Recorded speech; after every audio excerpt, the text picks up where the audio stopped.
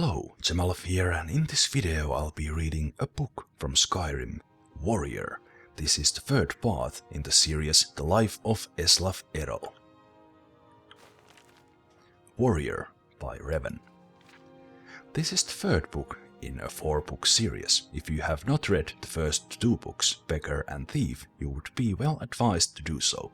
And if you are listening or watching this video, I have read those 2 books earlier in the playlist, so check the video description for the playlist and watch and listen to those first. Soepud Erol did not know how much of his past, nor did he care to. As a child he had lived in Erolgard, but the kingdom was very poor and taxes were, as a result, very high. He was too young to manage his abundant inheritance, but his servants, fearing that their master would be ruined, moved him to Jallenheim. No one knew why that location was picked. Some old maid, long dead now, had thought it was a good place to raise a child. No one else had a better idea. There may have been children with a more pampered, more spoiled existence than young Soepud, but that is doubtful. As he grew, he understood that he was rich, but he had nothing else. No family, no social position, no security at all.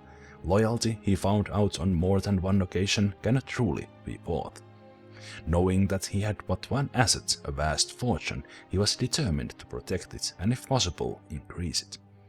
Some otherwise perfectly nice people are greedy, but Soepud was the rare accident of nature or breeding who has no other interest but acquiring and hoarding gold. He was willing to do anything to increase his fortune. Most recently, he had begun secretly hiring mercenaries to attack desirable properties and then buying them when no one wanted to live there anymore. The attacks would then, of course, cease, and Soepud would have profitable land which he had purchased for a song. It had begun small with a few farms, but recently he had begun a more ambitious campaign. In the north-central Skyrim there is an area called the Aalto, which is of unique geographical interest. It is a dormant volcanic valley surrounded on all sides by glaciers, so the earth is hot from the volcano, but the constant water drizzle and air is frigid. A grape called Jaspay grows there comfortably, and everywhere else in Tamriel it withers and dies. The strange vineyard is privately owned, and the wine produced from it thus rare and extremely expensive. It is said that the Emperor needs the permission of the Imperial Council to have a glass of it once a year. In order to harass the owner of the Aalto into selling his land cheap, Soepud had to hire more than a few mercenaries. He had to hire the finest private army in Skyrim. Soepud did not like spending money, but he had agreed to pay the general of the army, a woman called Lysifitra, a gem the size of an apple.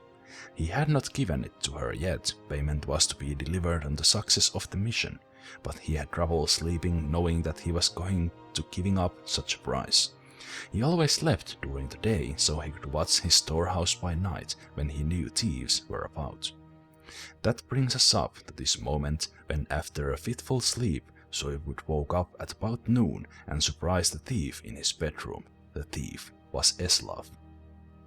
Eslaf had been contemplating a leap from the window, 100 feet down, into the branches of a tree beyond the walls of the fortified palace, and tumble into a stack of hay.